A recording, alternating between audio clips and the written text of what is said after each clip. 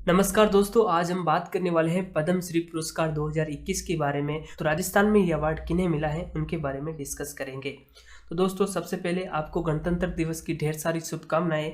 और गणतंत्र दिवस की पूर्व संध्या पर ये अवार्ड घोषित किए जाते हैं। तो हमारे राजस्थान के 3 नागरिकों को ये अवार्ड मिले हैं। तो पद्म श्री किन्हें मिला है? तो श्री लखा खान जी को कला क्षेत्र में, और श्याम सुंदर जी पालीवाल को समाज सेवा में, और श्री अर्जुन सिंह जी शेखावत को साहित्य क्षेत्र में ये अवार्ड दिए गए हैं। तो इन अवार्ड के बारे में और इनके बारे में डिस्कस करेंगे।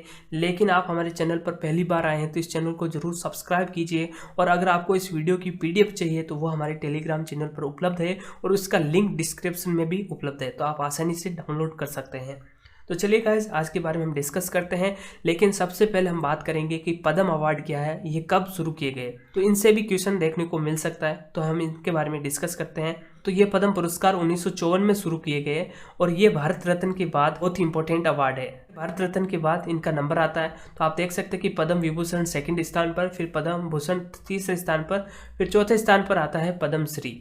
ठीक है, तो पद्म श्री नागरिक पुरस्कार में चौथा पुरस्कार है। तो हम 2021 की बात करें तो यहाँ पर 7 पद्म विभूषण दिए गए, 10 पद्म भूषण दिए गए, 102 पद्म श्री दिए गए। तो 7 पद्म विभूषण में जापान के पूर्व प्रधानमंत्री शिंजो आबे भी शामिल है। वहीं 102 पद्म श्री अवार्ड में राजस्थान के 3 नागरिक शामिल है। तो इनके बारे में हम फुल डिटेल से डिस्कस करेंगे, इन्होंने अपने किस क्षेत्र में विशिष्ट सेवा की है। तो दोस्तों, अब हम बात करने वाले हैं श्री लखा खान जी के बारे में। तो इन्हें कला क्षेत्र में ये अवार्ड दिया गया। तो ये लोक संगीतकार है, यानी ये फोक म्यूजिक गाते हैं। इनके साथ आप देख सकते हैं कि ये सारंगी है, सिंधी सारंगी ये बजाते हैं। इसके साथ ये गायन भी करते हैं, ठीक है, भजन गायन भी करते हैं। तो ये जोधपुर के रहने वाले हैं। इसके अलावा आप यहाँ देख सकते हैं कि ये मांगणियार ग्रुप से जुड़े हुए हैं। ठीक है, मांगणियार ग्रुप काफ़ी फेमस ग्रुप है राजस्थान में, आप सभी को मालूम है। और आप कमेंट बॉक्स में बताइए कि पिछले साल 2020 में इसी ग्रुप से एक संगीतकार को पद्म श्री अवार्ड मिला है, उनका क्या नाम है, वो आप हमें कमेंट बॉक्स में ज़रूर बताइए।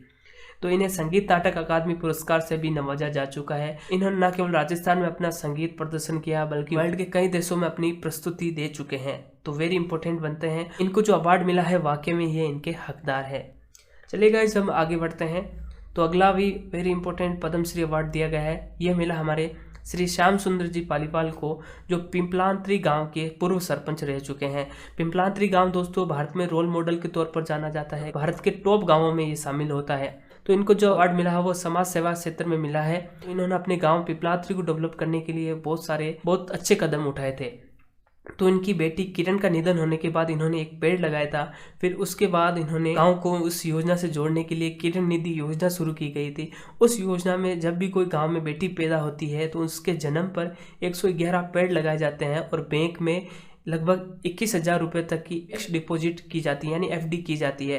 जब उस बेटी की शादी होती है तो वो FD भी शादी में यूज की जाती है। इसके अलावा जो 111 पेड़ लगाए थे लगभग 20 साल बाद में वृक्ष बन जाते हैं और इनकी बोली लगाई जाती है, तो इससे भी रेवेन्यू पैदा होता है। वो पैसा भी शादी में लगाया जाता है। तो आप देख सकते हैं कि इन बेटी के जो परिवार वालों ने जो पैसा इन्वेस्ट किया था पर्यावरण में, तो वो पैसा वापस इनकी शादी में यूज किया जा सकता है। तो एक सस्टेनेबल डेवलपमेंट हो जाता है। इसके अलावा आपने देखा होगा कि ये राजसमंद जिले में ये गांव आता है। तो वहाँ पर मार्बल की काफ़ी ज़्यादा माइनिंग होती है। तो उसकी वजह से जो माइनिंग की कटिंग होती है उसमें काफ़ी ज़्यादा पानी का इस्तेमाल किया जाता है। तो इसकी वजह से गांव का जल स्तर नीचे चले गया था। तो यहाँ पर खेती जो होती थी वो बिल्कुल सिकुड़ गई थी, ना के बराबर खेती होती थी। तो जो ये वृक्षारोपण किया गया था इसकी वजह से इस तरह काफ़ी ऊंचा आया और यहाँ पर अब वापस फिर से खेती हो रही है। जो माइनिंग की वजह से जो गांव पलायन होने वाला था वो अब गांव इस वृक्षारोपण की वजह से वापस आबाद हो चुका है। अभी यहाँ पर एलोवेरा और आंवला की खेती होती है, तो जिसकी वजह से यहाँ पर काफ़ी प्रोडक्ट बनते हैं और जो पिछड़ी हुई महिलाएं हैं वो यहाँ पर आकर रोजगार प्राप्त करती है। तो ये एक सस्टेनेबल डेवलपमेंट हो चुका है। न केवल यहाँ पर लड़कियों के लिए कार्य किया गया है बल्कि यहाँ पर पर्यावरण को लेकर भी कदम उठाए गए हैं। इसके अलावा जो ग्रामीण रोजगार है उसको लेकर भी डेवलपमेंट किया गया। तो ओवरऑल ये एक रोल मॉडल के तौर पर ये गाँव विकसित हुआ है। तो इसकी स्टडी के लिए न केवल राजस्थान भारत से लोग आते हैं बल्कि वर्ल्ड से भी कई लोग आ चुके हैं और यहाँ पर कई डॉक्यूमेंट्री बन चुकी है। 2019 में ये KBC में भी आ चुके हैं। ठीक है, तो दोस्तों हमें इनसे काफ़ी अच्छी जानकारी मिलती है और इनसे भी एग्जाम में क्वेश्चन पूछे जा सकते हैं। तो अब हम जानते हैं अगले पद्मश्री अवार्डी के बारे में। तो दोस्तों राजस्थान में श्री अर्जुन सिंह जी शेखावत को भी पद्मश्री अवार्ड मिला है। ये पाली के रहने वाले हैं। इन्होंने आदिवासी संस्कृति पर केंद्रित रहकर काफ़ी साहित्यिक पुस्तकें लिखी है। ये लगभग 50 से अधिक पुस्तकें लिख चुके हैं। इनकी जो पुस्तकें हैं वो आदिवासियों पर ज़्यादा केंद्रित है। उनकी संस्कृति कैसी है, वो कैसे रहते हैं, तो इनकी जो प्रमुख पुस्तकें हैं उनके बारे में हम डिस्कस करते हैं।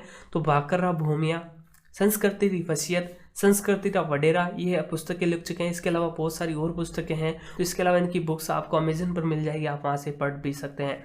इन्हें भारतीय साहित्य अकादमी अवार्ड से भी नवाजा जा चुका है। तो दोस्तों वेरी इंपॉर्टेंट क्वेश्चन बनते हैं। अगर इन सब की PDF चाहिए तो लिंक डिस्क्रिप्शन में दिया गया, आप वहाँ से डाउनलोड कर सकते हैं। तो थैंक यू गाइस। अगर आपको ये वीडियोस पसंद आई लाइक और शेयर कर सकते हैं। फिर मिलते हैं अगली वीडियो में।